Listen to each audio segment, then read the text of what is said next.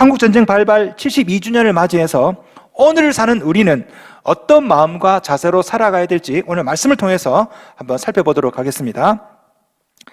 자, 오늘 본문에도 우리나라와 같이 억울하게 애매하게 전쟁에 휘말린 사람들이 나와요. 바로 아브라함과 그의 조카 롯입니다. 자, 오늘 그 이야기를 해드리겠습니다. 자, 오늘 본문에 나오는 이 국제 정세랑 우리 2년 전에 한반도 정세하고 아주 유사해요. 아주 유사합니다. 자, 오늘 본문에 성경에 나오는 인류 역사상 최초의 연합전쟁이 나와요. 이 가나안을 중심으로 해서 가나안 북부연합, 남부연합. 우리 72년 전에 전 세계가 미국과 소련으로 그 냉전체제, 미국과 소련으로 나누어서 그 첨예한 대립이 있었죠. 이 당시도 그래요. 우리가 읽었던 우리 창세기 14장에도 보면은 가나안 북부 지역에 있는 나라들과 남부 지역에 있는 나라들이 서로 연합되어서 분열되어 있었습니다. 자, 북쪽은 엘람이라는 나라의 그돌라오멜, 예? 이름이 그레놀라도 아니고 그돌라오멜 왕 이름이에요. 엘람이라는 나라의 그돌라오멜 그 왕을 중심으로 해서 가나안 북부의 4개 나라가 연합했습니다. 자, 가나안 남쪽은요, 소돔, 고모라 이 사해를 중심으로 해서 소돔과 고모라를 비롯한 5개 나라가 연합을 했어요. 북쪽은 4개 나라, 남쪽은 5개 나라. 자, 이 두 나라가 드디어 전쟁을 벌입니다. 연합해서. 어디서? 사해 근처 시딤 골짜기에서. 성경에 나오는 인류 역사상 최초의 연합 세계대전. 세계대전이라기는 좀 그렇고 연합전쟁.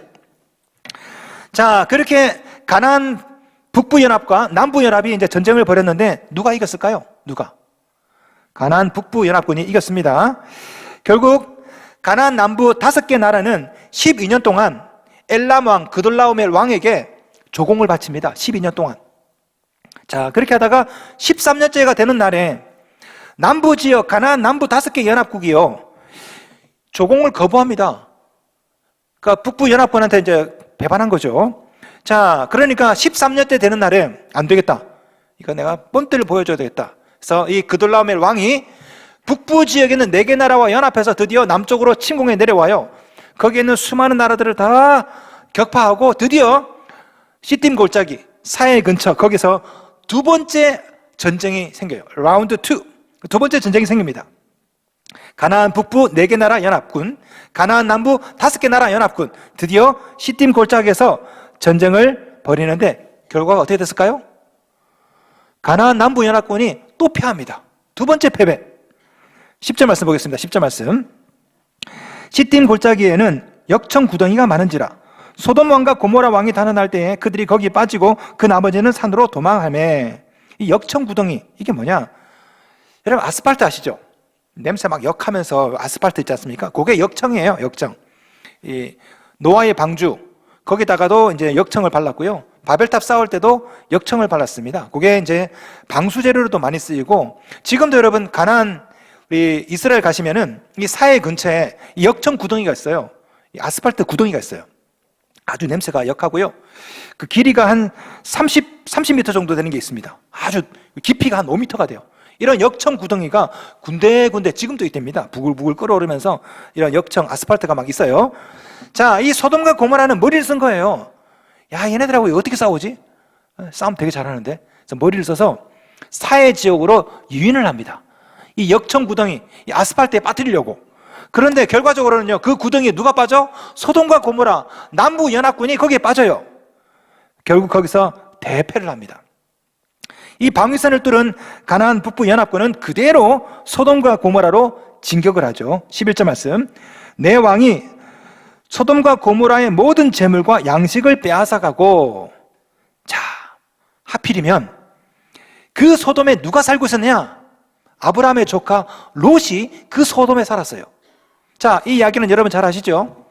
아브라함이 갈대아 우르에서 하나님의 부르심을 받고 나옵니다. 그때 누가 따라 나옵니까? 롯이 따라 나가요. 조카 롯이. 아브라함에게는 아들이 없었죠. 나이 100살이 돼서 이제 이삭을 낳으니까 오랫동안 아들이 없었어요. 아브라함에게 롯은요, 그 양아들입니다. 양아들. 그래서 아브라함이 이 갈대아우르에서 가나안으로 올 때 다른 친척들은 안 데리고 오는데 롯은 데리고 왔어요. 이 자기 조카가 아들이나 똑같아. 양아들처럼 여기고 있거든요. 자, 그 아들과 같은 롯을 데리고 왔는데 가나안에서 이제 정착해 살다 보니까 좀 먹고 살만하니까 어느 날 이 조카 롯이 삼촌에게 와서 삼촌, 우리 갈라섭시다. 응? 당신 목자들하고 내 목자들하고 자꾸 싸우니까 우리 갈라섭시다. 아브라함이 볼 때 참 기분이 나쁘겠죠. 이놈 자식 내가 여기까지 데리고 와서 먹여주고 입혀주고 재워주고 살만하니까 이제 분가하자고 그러네. 그래서 아브라함이 그래 좋다. 그럼 네가 선택해라. 네가 좌하면 내가 우하고 네가 우하면 내가 좌하리라. 그러니까 롯이 삼촌 나는 저 소돔으로 갈래요. 저기가 아주 오아시스도 많고 저기가 참 좋아 보입니다. 그러니까 아브라함이 어쩔 수 없이 헤브론으로 갑니다. 거기는 사막이거든요. 사막. 예? 그래서 롯은 아주 비옥한 소돔을 택하고 아브라함은 사막이 많은 헤브론을 택하고 이렇게 갈라서죠. 바로 이곳에 이 소돔에 바로 전쟁이 일어난 거죠. 이 롯이 그 소돔에 거주하다 보니까 어쩔 수 없이 가나안 남북 전쟁에 휘말려서 롯도 포로로 끌려가요. 말씀 보겠습니다. 12절 말씀. 소돔에 거주하는 아브라함의 조카 롯도 사로잡고 그 재물까지 노락하여 갔더라. 자, 이 소식을 아브라함이 들었어요. 자, 아브라함은 어떤 생각을 했을까요? 자, 여러분이 아브라함이라 생각하면 어떤 생각이 들겠습니까? 저라면 아이고 사필 귀정이다. 꼴 좋다. 나실 타고 나가더니만 그래 내 그럴 줄 알았다. 아마 이런 생각이 안 들었을까요? 그런데 아브라함은 조카 롯을 구하기 위해서 군사 318명을 데리고 이 가나안 전쟁에 참전을 하게 됩니다. 14절 말씀. 아브라함이 그의 조카가 사로잡혔음을 듣고 집에서 길리고 훈련된 자 318명을 거느리고 단까지 쫓아가서, 여기서 말하는 군사 318명은 아브라함이 기르고 있던 사병이에요. 사병.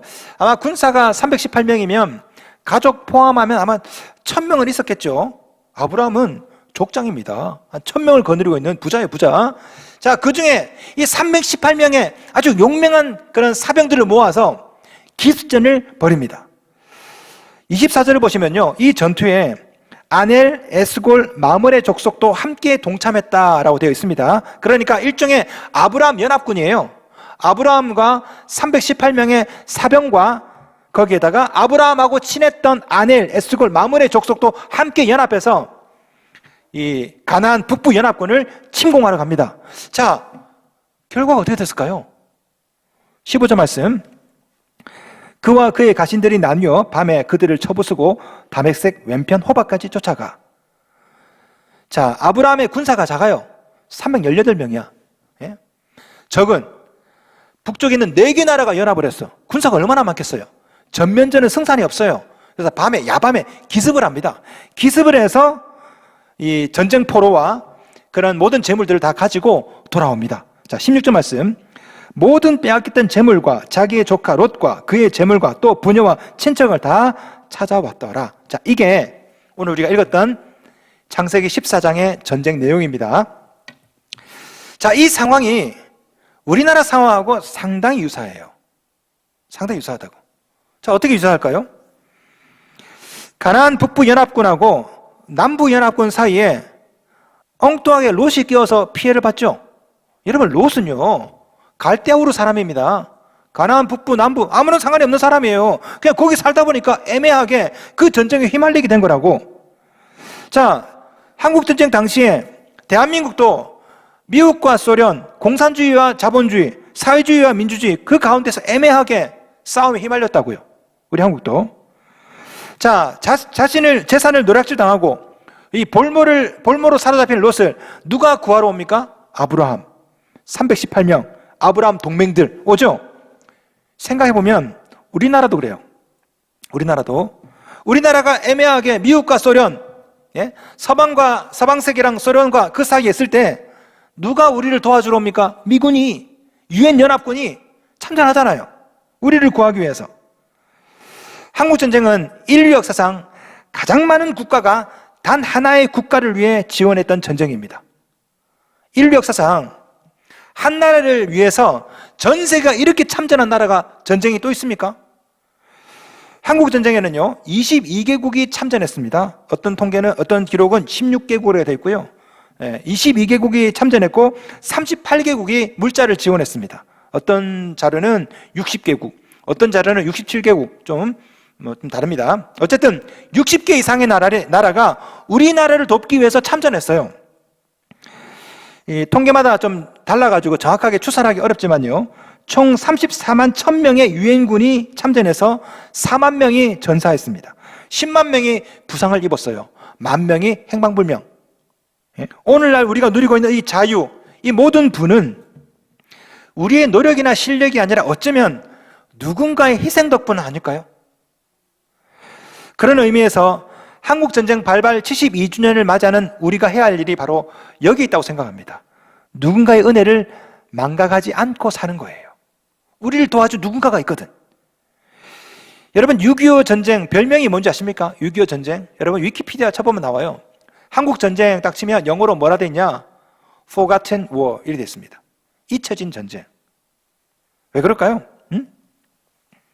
이 땅에 전 세계에서 60개국 이상의 수많은 나라들이 참전하고 수많은 사람이 목숨을 잃었는데 왜 잊혀진 전쟁일까? 희한하게 한국 전쟁은 베트남 전쟁, 2차 대전과 다르게 별로 그렇게 주목을 받지 못합니다. 그 이유가 뭔지 아세요? 한국 전쟁은 승전도 패전도 아니고 휴전으로 끝났거든. 이 전쟁이 승전으로 끝나면 영웅도 만들고 미화도 하는데 한국 전쟁은 이긴 것도 아니고 진 것도 아니고 휴전이야, 휴전. 그러니까 영웅을 만들 수도 없어. 미화할 수도 없어. 한국 전쟁이 그냥 잊혀진 전쟁이에요. 이긴 것도 아니고 진 것도 아니고.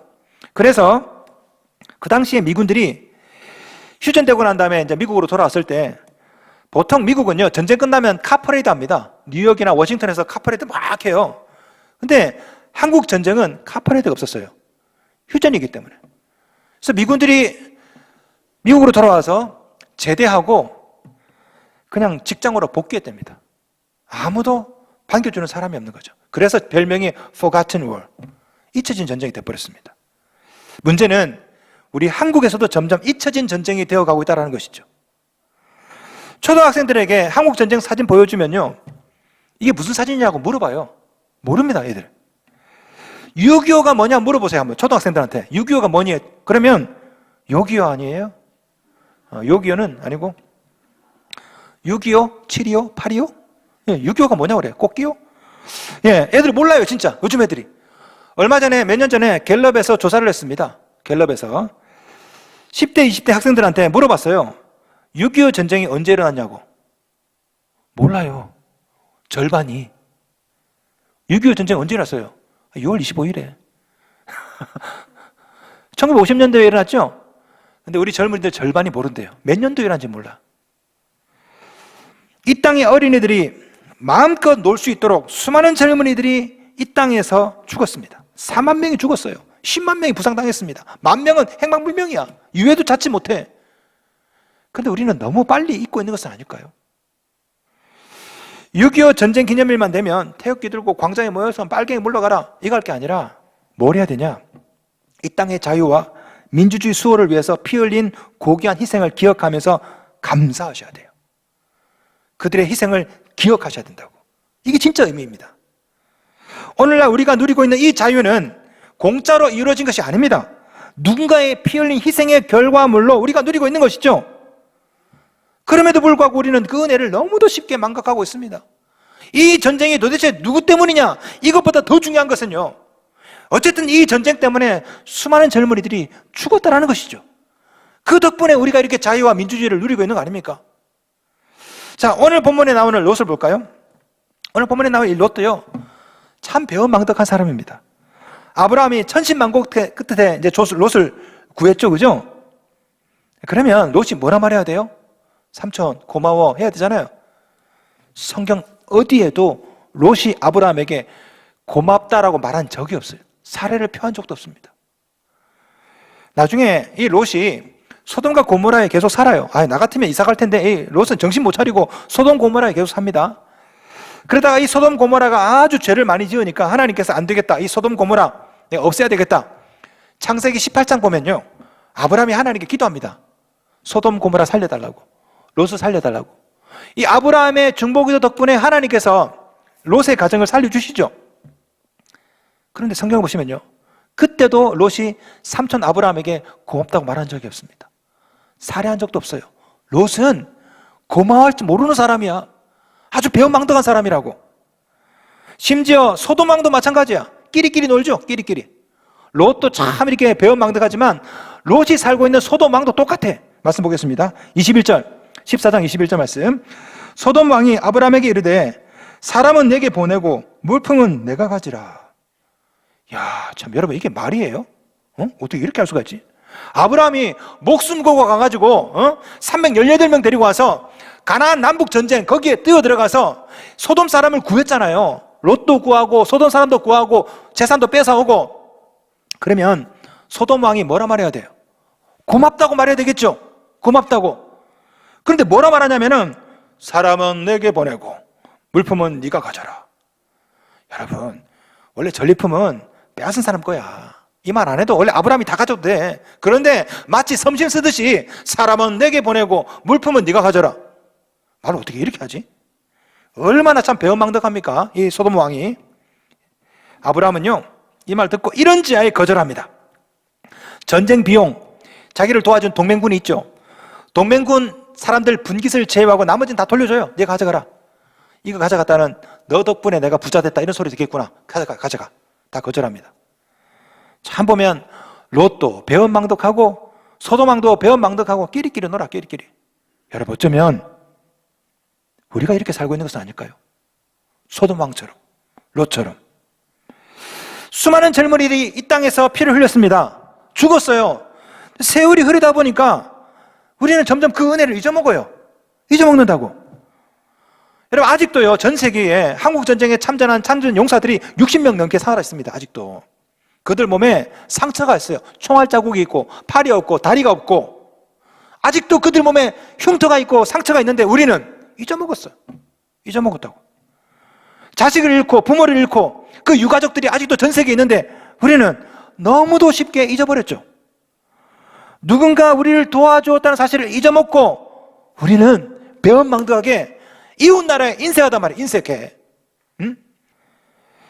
저는요 잘 들어보세요.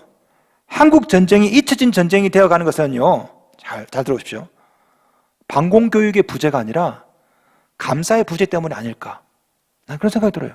감사의 부재. 어느새 우리들은 우리가 누리고 있는 이 부와 자유를 너무 당연하게 생각해. 우리 노력으로 우리 실력으로 이런 것처럼 생각하죠.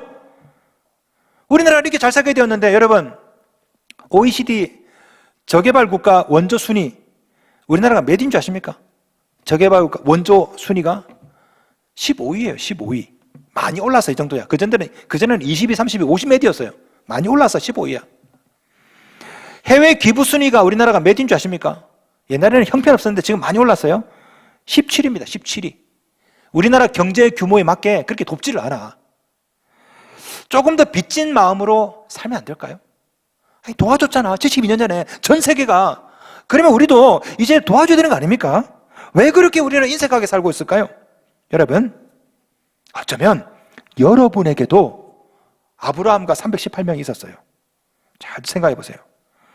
우리 모두도 한때 롯처럼 억울하게 어려움에 빠진 적이 있습니다. 그럴 때마다 누군가 나타났죠. 아브라함 같은 사람이 나타나서 여러분을 위해 중보기도 하고 318명이 나타나서 여러분을 도와주고. 생각해 보면 우리에게도 우리를 도와준 아브라함과 318명이 있었습니다. 저는 지금도 유학 시절에 저를 도와주셨던 집사님, 권사님을 잊지 못합니다. 참 그때 가난했거든요. 코로나로 지난 2년 동안 제가 목회가 너무 힘들 때 저를 격려해 주시던 분들 손편지에 써가지고 목사님 힘내세요. 편지. 제가 이거 안 버리고 제 목약실 와보시면 아실 거예요. 책상 밑에 유리 밑에다 넣어놨어요. 저한테 써준 편지를 그 앞에다 앉아서 힘들 때마다 읽어요. 그걸 다 읽으면 막 힘이 납니다. 힘들 때마다 저를 위해 중보기도 하던 아브라함 같은 사람이 있었고 어려울 때마다 저를 도와주던 318명의 사람들이 있었고 가만히 생각해보니까 저도 누군가 있었어요. 여러분 어떻습니까? 생각해보면 여러분 인생에 원수 같은 사람도 많은데요, 아브라함 같은 사람이 있었어요. 여러분을 위해 기도하고 여러분을 위해 도와주고 기도원의 300용사 아브라함의 318명 분명히 여러분에게 있었습니다. 생각해보면 우리 모두도 여기까지 온 것은 우리가 잘나서가 아니에요. 누군가의 은혜 덕에 이 자리에 있는 것입니다. 내가 운이 좋아서, 내가 실력이 있어서 그게 아닙니다. 누군가의 은혜, 누군가의 희생 덕분에 우리 모두가 이 자리에 있거든요. 그럼에도 불구하고 어쩌면 우리도 소돔 왕처럼, 롯처럼 배은망덕하게 사람은 보내고 물건은 가져라. 어쩌면 우리도 이렇게 생각하는 거 아닐까요? 마치 내가 잘나서 이런 부를 이룬 것 마냥. 성도 여러분, 여러분이 어려울 때 여러분을 도운 아브라함은 누굽니까? 여러분을 도운 318명의 친구들은 도대체 누굽니까? 여러분은 그들의 은혜를 기억하고 계십니까? 은혜를 잊지 마십시오. 그러나 성도 여러분, 은혜를 기억하는 것으로만 부족합니다. 중요한 것은요, 은혜를 입었으면 은혜를 갚아야 되죠. 이제 여러분도 아브라함처럼 또 다른 누군가에게 은혜를 베풀어야 됩니다. 여러분 주위에 과거에 여러분처럼 지금 실컷 고생하는 롯이 있어요. 이제는 여러분이 아브라함이 될 차례예요. 여러분이 아브라함이 되어서 그들을 위해 기도하고 그들을 도와주는 거죠. 창세기 14장에 보시면 아브라함이 전 재산을 팔아서 롯을 구출해냅니다. 창세기 18장에 보면 아브라함이 간절하게 하나님께 중복이 돼서 롯을 살려내죠. 이 일을 여러분이 하셔야 돼요. 여러분이. 우리 모두는 한때 롯이었습니다. 지금은 아브라함이 되셔야죠. 여러분 주위에 롯과 같은 사람이 있어요. 과거에 여러분 같은 사람이 있다고. 아브라함과 318명 잊지 마시고 여러분도 이제 아브라함이 되어서 또 다른 롯을 찾아서 도와주십시오. 물론 그렇게 도움을 주더라도 여러분이 그랬던 것처럼 그 사람 고마워하지도 않을 수도 있어요. 내 분이 그렇더라고. 양복 해입혀주고 해도 잘 기억 못해. 나중에 이거 누가 해줬는지도 몰라. 그러나 하나님이 기억하세요. 하나님이. 자, 아브라함이 이 배은망덕한 소돔 왕 때문에, 롯 때문에 얼마나 마음에 상처가 입었을까? 여러분이 아브라함이라면 318명 데리고 가가지고 목숨 걸고 싸워서 데리고 왔는데 롯은 고맙다도 안 하지? 소돔 왕은요, 사람은 내게 보내고 물건은 네가 가져라. 내 생각에 아브라함이 큰 시험 들었을 것 같아. 야, 내가 이런 소리 들으려고 이렇게 목숨 걸고 싸웠나? 그런데 바로 그 다음에 15장 보시면요, 하나님이 아브라함에게 나타나세요. 15장 1절 말씀. 이후에 여호와의 말씀이 환상 중에 아브라함에게 임하여 이르시되 아브라함아 두려워하지 말라.